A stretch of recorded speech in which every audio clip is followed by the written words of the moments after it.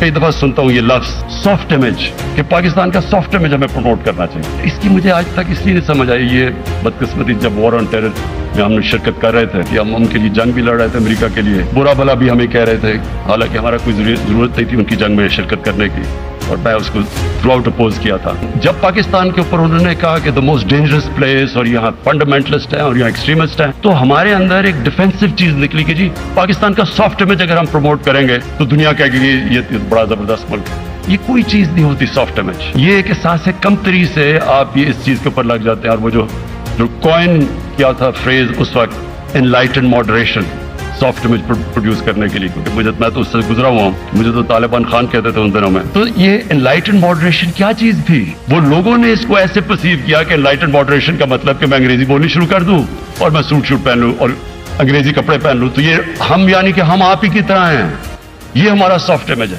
ये soft image नहीं है आपका। हमारी जो सॉफ्ट इमेज होता है वो खुददारी से आता है। दुनिया उसकी इज्जत करती है जो पहले अपनी इज्जत करता है। जिसमें एहसास है कमतरी, जिसमें सेल्फ एस्टीम नहीं है, वो दुनिया को कॉपी कर रहा होता है, क्योंकि उसमें इत्मीनान नहीं है, सेल्फ बिलीफ नहीं है, अपने से शर्म आती है, दुनिया उसकी इज्जत नहीं करती। अगर हमने अपना सॉफ्ट इमेज प्रमोट करना है तो पाकिस्तानियत प्रमोट करें, वो है सॉफ्ट इमेज आपका। इलामा इकबाल की ग्रेटनेस क्या थी? उन्होंने वेस्टर्न फिलॉसफीज और अपनी फिलॉसफीज का तज्जिया करते हुए ओरिजिनल थिंकिंग लेके आए। मेरी आप सबसे ये रिक्वेस्ट है कि आप इस मुल्क को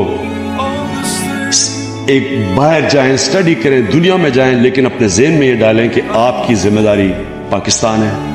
आपने आना है वापस इस मुल्क में।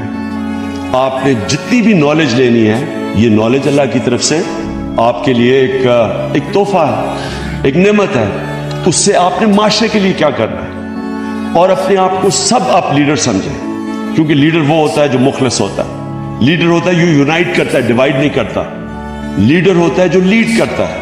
लीडर होता है जो कि बड़ी ख्वाब दिखाता है लोगों को और फिर खुद लीड बाय एग्जाम्पल करता है सारों को।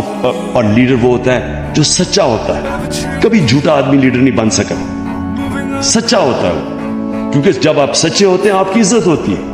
सच के लिए सच आसान नहीं होता बोलना, सच बोलने में कई दफा बड़ी मुश्किलें फेस करनी पड़ती, लेकिन सच ही आपको ताकत दे देता है। अल्लाह हक है, सच ताकत देता है, इज्जत देता है। लीडर लोगों में इंसाफ करता है, सादिक और अमीन इंसाफ करता है, मेरिट लेके आता है। लीडर हमेशा इंसाफ करता है लोगों में, इसलिए लोग इज्जत करते हैं। वो अपने ग्रुप्स नहीं बनाता, सिफारिशों को नहीं लेके आता, क्योंकि वो अल्लाह को जवाब दे। वो हमेशा लोगों में इंसाफ करता है, इसलिए लोग इज्जत करते हैं उसकी। और आप में से जब लीडर बन गए, और इंशाल्लाह मुझे जो उम्मीद है अपनी नई जनरेशन में, मुझे बड़ा अफसोस है कि मेरी जनरेशन फेल हो गई।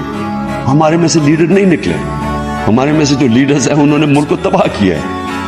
होप है आपकी जनरेशन, जो फ्यूचर है वो आपकी जनरेशन। हमारे नबी सल्लल्लाहु अलैहि वसल्लम ने